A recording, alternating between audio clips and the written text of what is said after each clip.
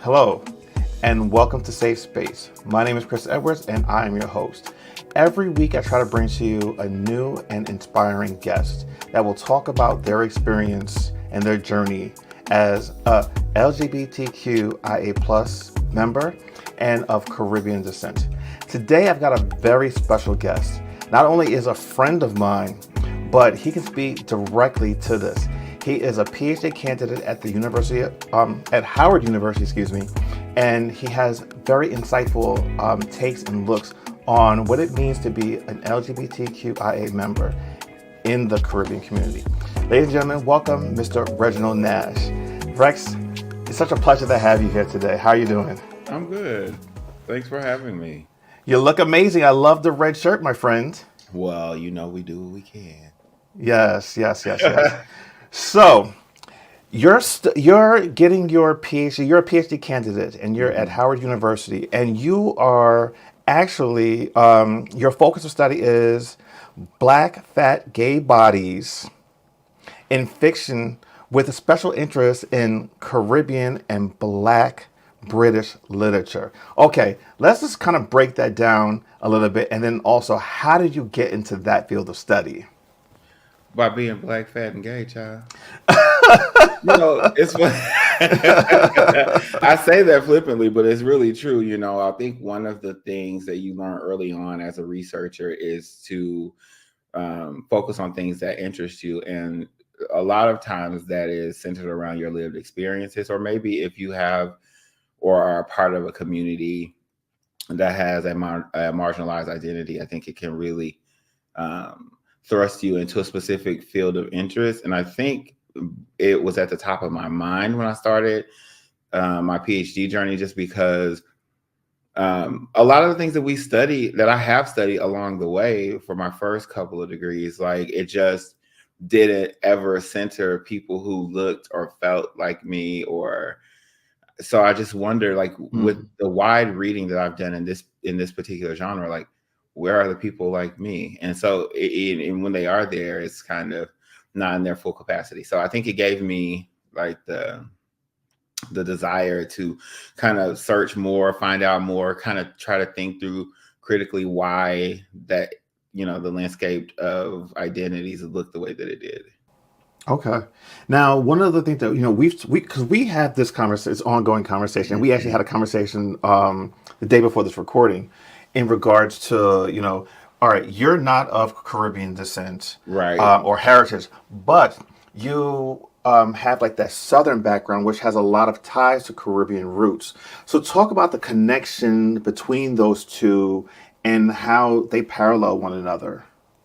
Oh, okay. So both sides of my family are from Louisiana, and people, when you say Louisiana, you automatically think about the very wide variety of Black people that you get in the American South. And people from Louisiana can be a variety of shades, a variety of ethnicities, even when they identify as being African American, right? And so because of the way that the trajectory of the South experienced colonization and settlement and being ruled, specifically Louisiana being ruled under multiple countries, it created a kind of well-known process that is very highly spoken about in the Caribbean called creolization. And the theory of creolization is to really thinking about the mixtures of foundational institutions and cultures, how they come together to form a unique identity. And Louisiana, specifically in the South, is kind of a place where you see that happen most often. And so because I've grown up with that sort of culture and that sort of understanding of things not having to fit neatly into categories or boxes, it really appealed to me when I began to encounter Caribbean fiction. And so when you add Black British to that, it's really a lot of the same thing, because when you think about the people who inhabit Britain and identify with Black identities, they also will have other identities, whether that be West African or Trinidadian or Jamaican or any Caribbean, South American, other than identifying as solely European. Okay. So, in your studies, especially over the last several years being in this PhD program, can you talk specifically in regards to Caribbean culture and what your research has entailed in that respect? It's really been a challenge, and I'm going to tell you why. It's a challenge because even in this day and age, I don't think that a lot of Caribbean cultures are really big about speaking publicly about LGBT identities. And so what I found is when you see characters in fiction or when you read about it in nonfiction publications, people who are well known to be LGBT never really discuss it in their work. I don't know if they feel like that part of their life is irrelevant to their existence or their experience. I don't really understand how it could be, but that's sort of the dynamic that you see in those writings. And so what I found is it's a real challenge to kind of access LGBT identities in general, not to mention thinking about how LGBT identities of fat people would be represented in that space as well. And so it's really created sort of this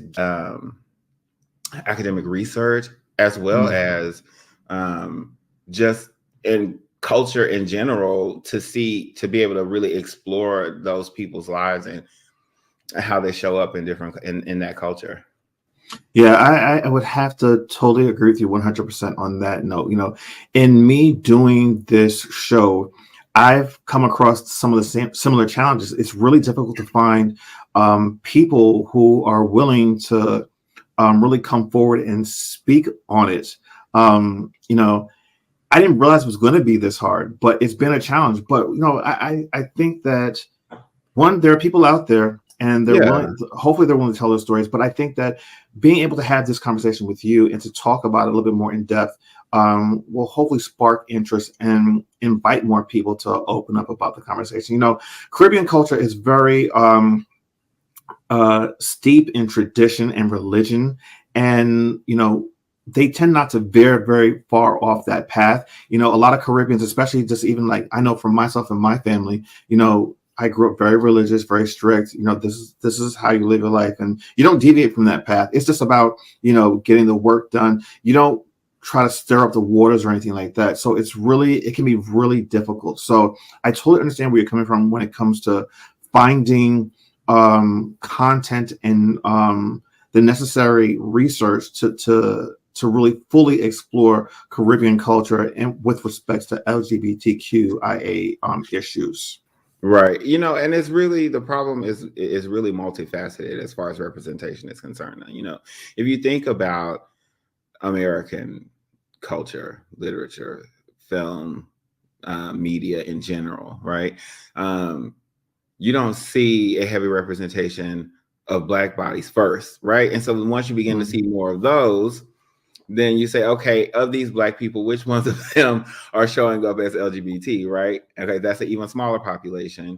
And then if you're talking about men's bodies, which very little work in the academic space, specific to my journey, has been done. And we've just reached a point, maybe within the past 5 years, where we started to have real conversations about like body positivity and what it means to be inclusive. We still don't have an inclusive landscape for even simple necessities as far as like travel and clothing and options for romantic partners. You know what I mean? So what I've found is that when you think about all these different stops along the way that consist of, the components of multiple aspects of a singular identity, it really just kind of makes you wonder, okay, maybe there aren't as many people as there would be overall, right? Maybe representation is based on the population of the people that exist in the space. However, we often see very small groups of people represented in a very big way, right? So I would like to, first of all, being overweight is not a small percentage of people. It's when you add the other identities that, and really hate the term overweight, but it's when you add the other identities to it that it begins to, dwindle down maybe the population. And so when I'm thinking through this specifically for like trying to access images and trying to think about how you would propel this group of people into a space where their identities are normalized, accepted, and valued in the ways that other people who automatically garner that sort of acceptance, it creates a challenge for communicating it or thinking about how to reference work that's been done. And,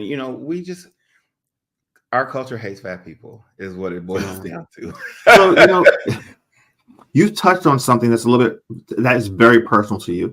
And one of the things that I like to highlight on this particular show is that people's journeys and where they've come from and how they've come to accept themselves and not really worry about what society thinks. Talk a little bit about your journey and, how you've come to this point in your life and accepting yourself. And then also how that's articulated in how you live your life, the type of research that you do, and why it is you do what you do. Well, so we talked a lot about in the beginning about writing and researching and thinking about things that you are familiar with or that are important to you. And I've always been a large person, and I've even come to the conclusion that had I not had a struggle with, managing an ideal weight according to social standards, that I would be a big person regardless. I'm 6'5". So it's like there was no way for me to be like average as far as my body representation is concerned. And so I went through all the different diets. I've done very harmful things as far as, trying to be healthier and smaller. I went through a period where I was severely depressed about, being able to show up in public and feel proud of myself, and just that not being accessible for me. I struggled with finding clothes. I think that it had a tremendous impact on like my self-worth and how I really felt about being valuable. And so as I aged and began to think about these things, it made me wonder, like, where are these messages coming from? Why do I feel like this? Why do I have this struggle? And I just continue to look for answers. And I still don't know that I have answers that I like or that I want to accept, which is why I continue to try to work in a space to try to provide some sort of insight or some way of framing what exists, but also highlighting the possibilities of what could exist for people like me. And so being a larger person on top of being Black, and not just being Black, but being a dark-skinned Black, makes it very difficult for me to access mainstream beauty, right? And being fat adds to that complication. And then being a gay man further adds to that complication. And not just in the ways that you would think, right? It's not just that, okay, my sexuality is not what is considered standard or normal, but even within spaces that are distinctly LGBT spaces, being fat, being dark-skinned, and not being what people would consider traditionally masculine just continues to compound those complications. And so if you don't have a real like solid handle on who you are as a person, what you believe in, and really have a good firm belief in your own personal value, it can really send you into a very dark place. So let me ask you this: how have you overcome those struggles? I know you did mention that you're still going through the process and to find solutions, but you've made it this far. For those that don't know, who haven't seen us on other shows, 'cause in full disclosure, Rex and I do work on other projects. We have the conference call that's on YouTube, and I've interviewed him for my other show on Indie Network, Take Two. We do a lot of things together, and I know the background, but I want you to kind of let people know, how does you've become comfortable with yourself? Because you've had quite a journey to get to this space. Yeah, because I started out very, very deeply closeted, but I think that's a typical story for Black gay men from the South who come from religious families.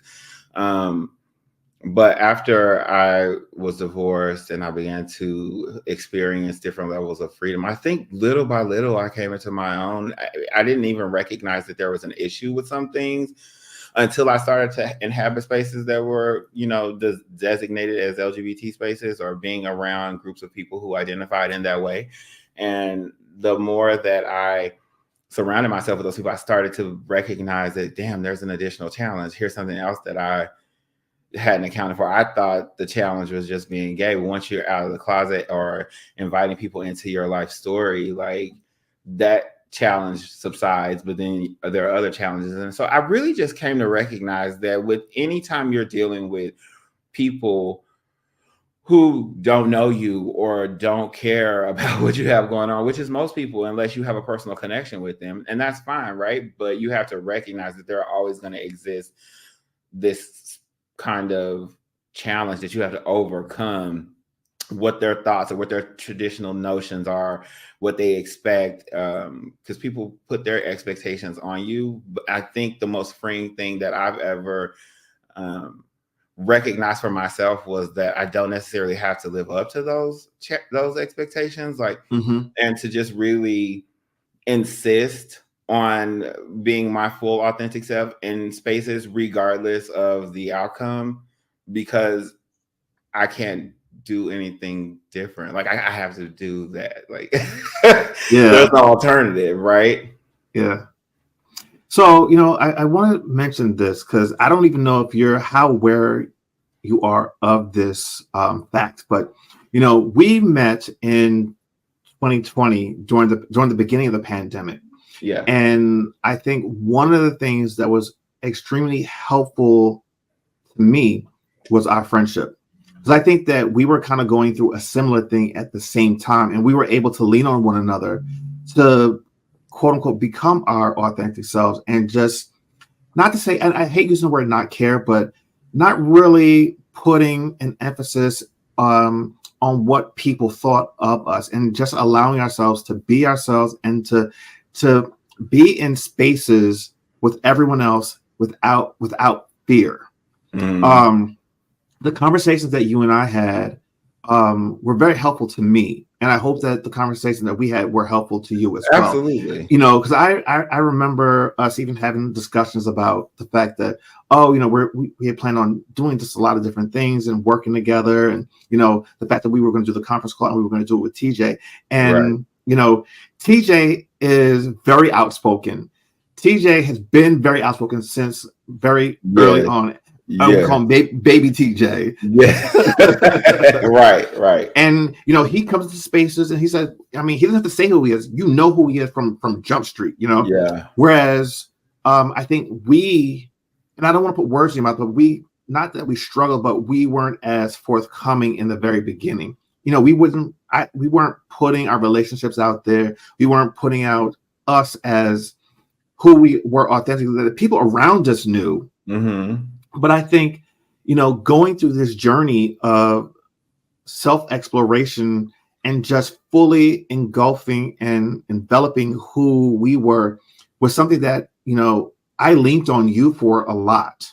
Oh, wow. I didn't know that.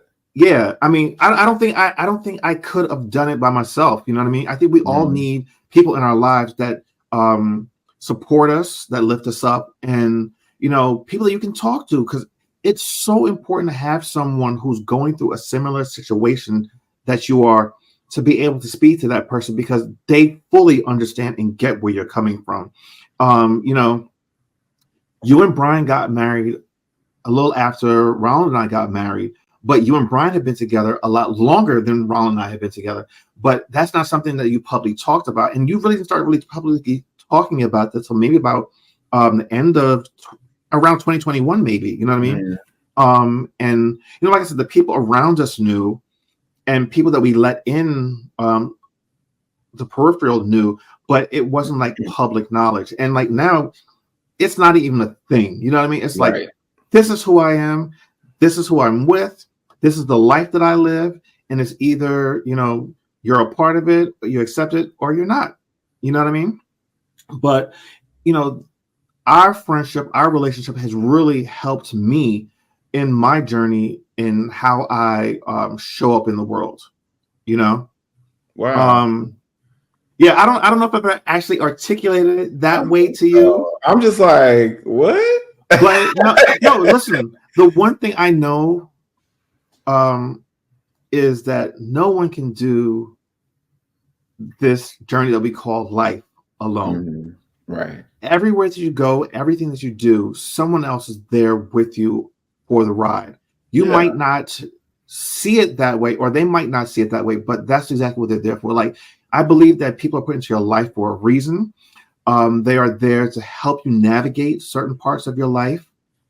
Some people will stay for the rest of that journey. Some people will get off that train at the next stop, and that's okay. You know, Right. I've experienced all of those things, but I know for a fact that you're one of those that got on this train, and we're just going to go until, you know, one of us will know more. You know what I mean? Right. Like this is Right. a friendship that's going to go till the end. Right. But in me doing this show, this is what I want people to see. I want them to know that there's hope, especially for those that are coming from the Caribbean. You know, I think that there's not a lot of resources. I mean, there are resources there, but I think a lot of people aren't talking about it as much. And I feel as though us having these conversations and talking about it allows people and gives people the right to talk about it even more and to be more open about it and to say, hey, look, you know what? I am here. Yeah. I'm not going anywhere, and this is who I am, and this is my life. Um, and no one should ever dictate how you can and should live your life. You know what I mean? Correct. As a quote unquote heterosexual person, no one's dictating you, oh, well, this is how you have to show up. This is who you have to be with. It's just like, okay, well, that's who you are, and this is who you choose to be with. Okay, no big deal. I'm living my life. I'm living my life. We're living our life, you know? Yeah. I Yeah. agree with that. I'm actually really grateful that you shared that with me. I had no idea that that's how you felt. I mean, I know for myself that having the space with you guys has really been helpful for me as far as expression, feeling heard, feeling like what I had to say and what I brought to the table was I always thought it mattered. I just never I was just never in a space with people where they demonstrated that it mattered to them as well. And I have to say that, you know, a lot of the stuff that we did messing around with photos and stuff really helped me kind of transgress some of the artificial boundaries that I had in place for my life, because it was okay for me to show up in academic spaces as my full self, because I could always rely on feeling competent and top notch when it came to intellectual discourse. It was the social spaces that were more of a challenge. And so as we began to be more public, like with the show and doing photos with one another and stuff like that, and publishing it, you know, I was very apprehensive about that at first, because I didn't feel great about my physique, because I won't say my face, because I've always been pretty. I'm just saying, like, it was the rest of me that I always was like, yeah, I wish I could just kind of, you know, that kind of stuff. And it's so crazy to know better, to have like the thought that this is all artificial, it's all ridiculous. Like, these are parameters set in place by people who don't necessarily live by them themselves. And so, like, you know that being a large person is fine. It's just the signaling that you get externally that kind of reinforces a different message and makes you want to, you know, fit within it, just for peace of mind and just for like knowing that there will be space for you wherever you go. And so it's like I was constantly in this tug of war between what I knew to be true intellectually and how I felt about it in my body, you know? Yeah. And so doing the photo stuff kind of really helped with that, because I was able to see how I could be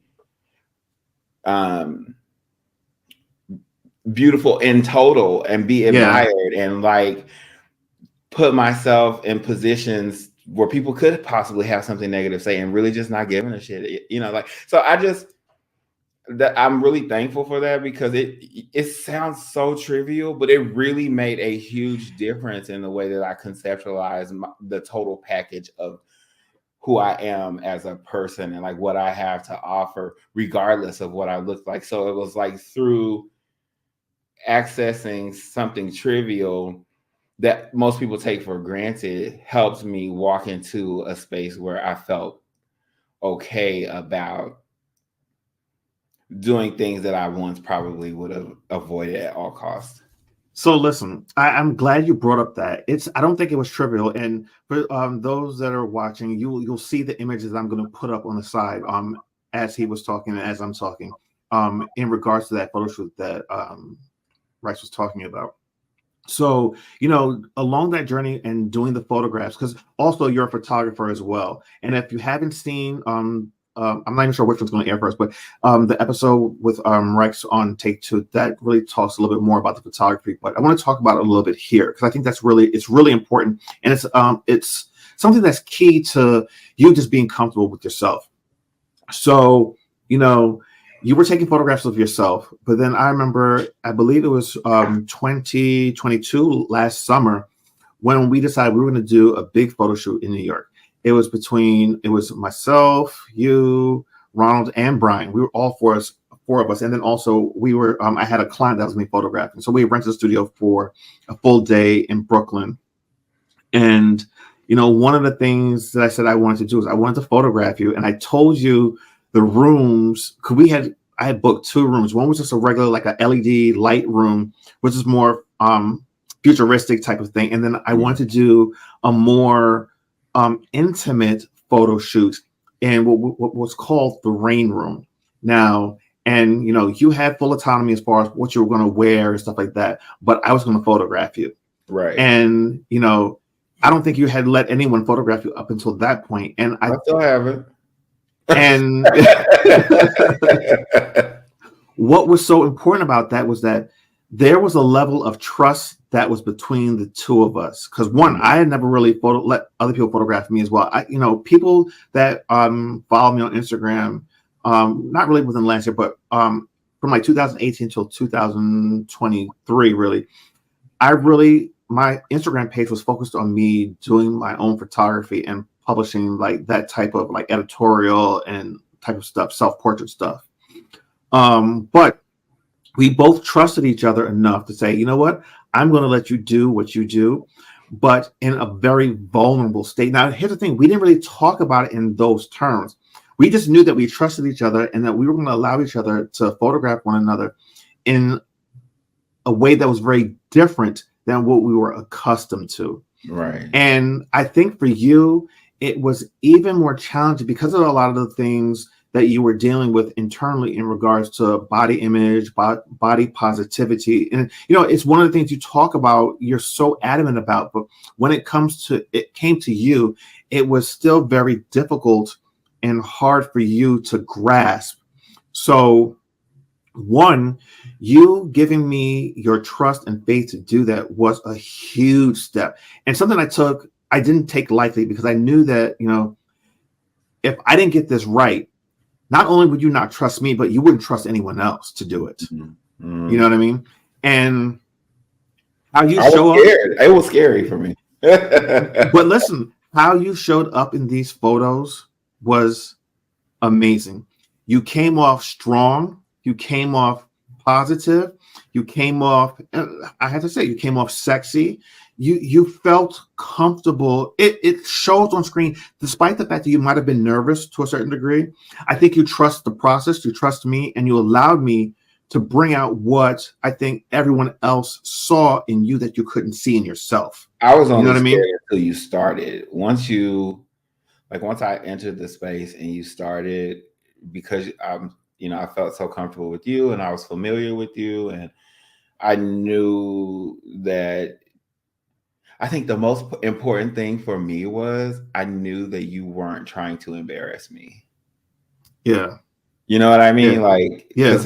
People can be mean and I'm not typically susceptible to embarrassment, right? And so, because I very rarely get embarrassed. just in general, not because I'm so special, but just because I just don't even allow access to embarrassment. And so this could have potentially been embarrassing for me. but I could just feel that wasn't your objective. Like you were really trying to help, and you were like really trying to help me put out or put together something that I could be proud of. And so I think the fear kind of went away. Well, not so much. I wanted you to be proud of what we put out, but I wanted you to be proud of who you were. And because and a lot of this goes back to our personal and private conversations about, where we feel as though we fit in within the whole context of the LGBTQIA plus community. Because, this is kind of like a side note, but a lot of people in the community kind of would even look down on us as individuals because of the fact that we took so long to identify as that. That is definitely a thing, Yeah, but that's not our generation, so right. But no, it was really important for me to get it right. And to be honest with you, it was so easy because the one thing I told myself was like, I'm not going to treat you any different than I treat any other client of mine, because ultimately what I'm always trying to do with anyone that I work with is for them to feel their most comfortable and their best self when they're in front of that lens. Right. And I mean, I remember I took, one or two photographs, and then like I always do with all my clients, I show them a photo. And the reason why I do that is so that the comfort level can come down. Like, because a lot of times in the very beginning, when you just start to take those first few shots, there's a level of anxiety that the person who's being photographed has. I know it because I've been doing this for a long time. Right. And then one way to calm and ease people's nerves is for them to see themselves. And always, without fail, the comment that I get is, "Oh my God, that's me. I didn't realize I could look that way." Right, exactly. And this is why I tell people, people will say, "Oh, I'm not photogenic." No, it has nothing to do with you not being photogenic. It's about the person who is capturing you knowing how to capture your features and making you feel comfortable. So one, me understanding and studying who you are as a person and knowing what makes you comfortable, and then photographing and then just kind of showing you, because that brought the anxiety down, tremendously. And then all of a sudden it was like a light turned on. It was like boom, boom, boom. It was like, it was a lot of fun. It was Rex the model. And then you introduce colored lights and you introduce water and you're getting wet and this and that. It was an amazing photo shoot. And actually this was something that I've been wanting to do, like this type of water photo shoot, for many years. And the opportunity arose because actually I was supposed to shoot some other clients a year before in that particular room, but the pipe had burst about 2 weeks before, so I had to switch it. So that's why I never had a chance to do it. But getting back to the topic at hand. That's part. I think that's part of the topic at hand, right? Because we were talking about what it means to feel like you have a safe space, a place to exist, a place for the truest version of you to flourish and grow. And I think that not only are you doing that here with this show, but like you do that in real life with the people who know you. And so I think that you have kind of come into being like a beautiful example of what it means to provide that space for people. So I constantly look back and hope that that's what is being portrayed. I never imagined this life for myself. I never would have thought that years ago I would be sitting here having these conversations publicly about who I am, my sexuality. I talked about it in the episode that I recorded earlier in the season, and I'm going to continue to talk about topics that are relevant to me and how I show up in the world. I think that's really, really important. My experience, because I think it's actually really unique. It's not unique in a way that it's never happened before. But you don't hear too many stories about people letting people in such later on in life. Like, someone could say, "Oh, well, you were having your midlife crisis, and your midlife crisis was, quote unquote, coming out the closet." And I'm like, no. I just, I think everything happens in its own time, and this was just the time that it was supposed to happen for me. Just like, Yeah. it happened for you at a later stage in life. And I want you to talk about the story of you, having kids, being married before, and then realizing that that's not your, being married to a woman was not your true authentic life. Tell that story, because I think that, that's also very helpful for people out there that are dealing with this. The DL community is a whole thing. Yeah, Not it's saying that, absolutely a whole thing. that it is a whole thing, and it's a hot topic. And but talk about your journey with respects to, being married, having kids, and then meeting your soulmate. And actually, you've known Brian for a very long time, but really realizing that that was a person you were meant to be. So tell, if you don't mind, tell that story. I think I always sort of knew he was the person to some degree, maybe not fully, but to some degree I had a suspicion. But I think that initially I was really just trying to survive and do what I thought was like the right thing to do. Like I really didn't feel like I don't feel like doing anything else other than what I did, which is getting married and having kids and all the things that everybody says that they want. I don't think I had access to anything but that. Right, my life, I didn't allow myself to imagine a possibility beyond that, because the alternative in my mind was the equivalent of like not existing at all. Right, because you believe that it's instant rejection from everybody that knows you. And so I just kind of, and it wasn't terrible, right? Because it's not like I had no attraction to the person I was with. It just wasn't, I just knew that I didn't feel like I thought I should feel in that space. So, it was attraction, but to a much lesser degree than what I have currently. And so that's just the reality of the situation. I think that having kids was unexpected, but it was that's one thing I definitely don't regret. So like when I look back on that time in my life, I think about how I didn't necessarily feel like I had all the freedom to be fully me like I wanted to. But I think if anybody who knew me then probably assumed that I was gay or something, regardless of the fact that I had a wife and kids. I think that I thought I was doing a great job at hiding it, regardless of what the reality what the reality of that was. And so once that ended, and I was, I released myself from that sort of self confinement or self imprisonment of identity and like expression, it just really made a difference in how I saw life, what I thought was available to me. It was almost like, that feeling when you get a new credit card and the possibilities are endless. You can just go to the store. When you walk through the door, there's nothing in the store that you can't have within reason.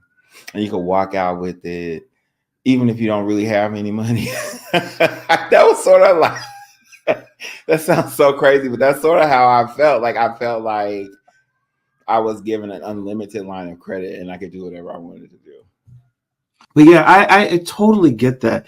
And, I think there's a level of bravery also involved in that, to be able to say, you know what, that was not my authentic self. This is who I really am. And Yeah. to, the journey of you and Brian has been beautiful. And, I truly appreciate the friendship that we have. And I'm able to see that love and that partnership that you guys have.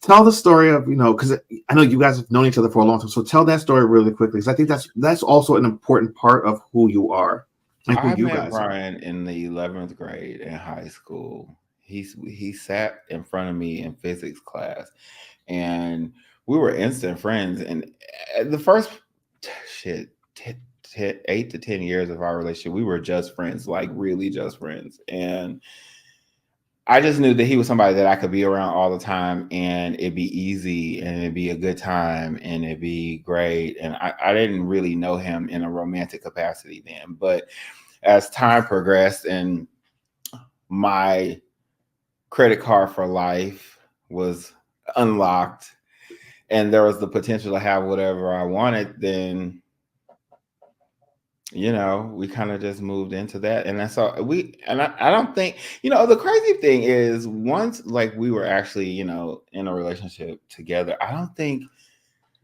people were surprised. Like, I remember telling my family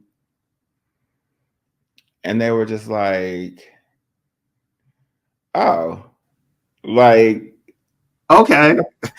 No, my my brother was like, you made it seem like you were getting ready to give us some news or something. Like, what is this? Like, what are you talking about? You know what I mean? He took it seriously, but he was just like, I thought you were gonna say you were sick or you were being all serious about it. And I'm just like, it was like the most anticlimactic announcement I think I've ever made in my life. Like, people were just like, okay. Yeah. And that's the funny thing. Like, that's where our stories are so similar, because it's like, I think we built up in our heads what we thought that people's reactions were going to be, and it really wasn't what we had it built up. It was very for you though, because I would think that people would have been like super shocked by you, because like me, I feel like I have some effeminate ways in general. Like, they're probably more exaggerated now because I don't actively work to camouflage it in ways that I did before. But you just are kind of naturally, you kind of naturally give butch queen anyway. So like, I just am so like, I'm surprised that people weren't more shocked by you. So I have to admit, I would say I think anyone that is quote unquote in the closet or just not really living their life authentically, you do a lot of things to counteract, because you don't want anyone to know. It's like, well, can they see it on me? Can they smell it on me? Like, am I giving off like quote unquote gay vibes? Whatever that only the is. right people know, child. Yeah.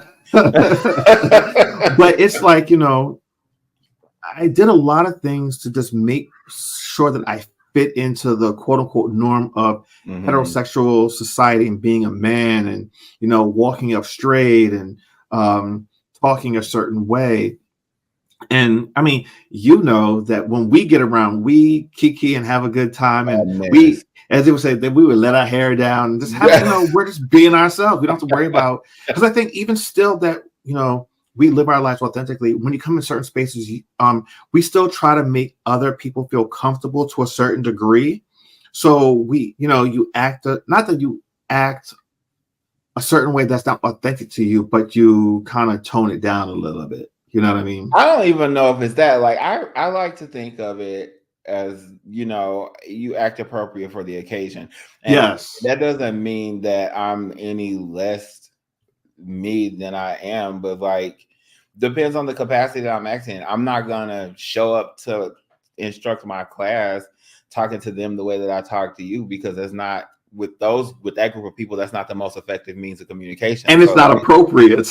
Yeah. Right. Yeah, no, I get that. I say, yeah. We say the worst things. The worst things. But though, that's what real friendship is, knowing that you're in that safe space that you can say things and not worried about one being criticized, not being judged. That's the one thing I will say that I really appreciate about our friendship, and even like the friendship that we have with TJ. Like, we can, because we have our group chat and we talk every day. It's an everyday thing, and we can say the worst things to each other. We can crack on each other, and no one's offended, because we know that it's not malicious and it's not to demean anyone, but this is just how we communicate and we show love to one another. You know what I mean? And even like, you guys will crack on me, like the paw, like the old man jokes and Yeah. like whatever. Like I take that as a badge of honor. You know what I mean? Because Yeah. not everybody gets to make it to this ripe old age. Not that I'm Right. very old, but you know what I mean? Like I mean, so it's not that you're not just like 2 years older than me or some shit. So. that. But you know, and I've just always loved that between us. And like I said, going back to us going through this journey together, it's been really important for me. And you know, I love how we show up in spaces and how we allow people to show up in our lives. And you know, it's been very eye-opening, very refreshing, Yeah, and it's made this journey so much easier I agree. than I ever thought it could have been. Yeah. So for that, I thank you again. Yes, I listen. I think that it goes both ways. So I don't know that I need any thanks. I just know that anything that I have been or given to you, you've done the same. So it is what it is. I'm grateful for the whole thing. I think that I got a lot of what I missed out on as a young person. I always wonder why I didn't have like super close friends when I was a young person. I really think that that just boils down to an inability to connect with myself. So like I wasn't my own friend like then during that time. So how could I extend that sort of open invitation to have like those kind of deep rooted connections with people? So I totally understand that. yeah. So before we wrap this thing up, I want to kind of bring it back to the PhD and the studies because I think that what you're doing is amazing. You know, to tackle this because I don't know anyone else who, you know, I'm not in that field of academia, but I don't know a lot of people that are actually studying like really micro focusing on LGBTQIA plus um, studies, and then with a concentration on one fat bodies, but then also Caribbean literature and just understanding what it is to be in a Caribbean community and be a part Yeah. of that community. You Mm. know, um, just kind of wrap up in regards to that and what you intend to do with it. Well, what I will say is that I am by no means an expert in the space. I feel like I still have a lot to learn. I'm going to always be learning. But I am thankful that some of the best scholars in Caribbean literature have been a force in my academic journey. My dissertation advisor is from the Caribbean, and so is the one of my other professors. They're both from the Caribbean, and they both have been instrumental in like making sure I was well read, that I had adequate information. And these aren't like people who are like were living here in the States and for most of their lives. These are people who lived in the Caribbean for most of their lives and maybe have been here for maybe however long, and they have really done a great job with like correcting me when I'm wrong, keeping me from putting an African American reading onto lives and bodies that don't exist in that space or that reality. And so it's really been a journey for me. I continue to want to do the work of uncovering what the implications of the way that fat bodies are represented in all literature, but specifically in Caribbean literature. And in so I just want to think about how there are recently, I think within the past 3 years, there was a scholar who did a lot of this work on Black bodies in general, like through history, to take a historical approach to understanding Black bodies and Black beauty standards, but it's all done from the perspective of a woman. And so, like I mentioned earlier, there's very little scholarship around men's bodies, let alone fat men's bodies, fat Black men's bodies. And so I feel like my scholarship will be a concerted effort and attempt to add a contribution to that space. I love it. And, you know, one thing to note for those that watched the entire episode and then also watched the Take Two episode, not only are you doing it through literature, but you're also doing it through your photography. And that's Correct. where that bridge really, really lies. And Yeah. you're doing some amazing things. So if you have the chance, please go and visit Rex on Rags and Pieces Mag. That is his Instagram handle. You can definitely see his work there. It's amazing body of work. Also, Rex, tell them where they can find you on social media and then also on your website. Okay, so like you said, I'm at Rags and Pieces Mag on Instagram, and anything else I'm at is Rex D. My website is ragsandpiecesmag.com, and all of my stuff is available, public. You can take a look, say hi, whatever you want to do. Yeah, this has been amazing. You know, I love having my guests on. I love speaking with them, but this one is much more personal to me, and I really appreciate the time that you took out of your day to do this. You know, I love you, and I wouldn't have anyone else on but you. You know, I said to you last week, I was like, sir, haven't been on yet. Why haven't you been on?" I know. Listen, all you had to do was tell me. I'm always available, man. I I love you know, right I back. know, I Yes. know. But thank you so much for joining me today, and I look forward to bringing you another guest next week. But then also, in addition to that, I'm going to really take a few episodes and just focus on specific topics where I'm just going to talk. So if you've got comments or you have topics that you want me to talk about, definitely send me a text a DM on my Instagram. It's constantly changing for me. It's constantly _ changing the number 4 in me on Instagram. Or you can leave a comment below if you're watching this on YouTube. I thank you guys for watching. And until then, take care of yourself and maintain a safe space. Goodbye, everybody.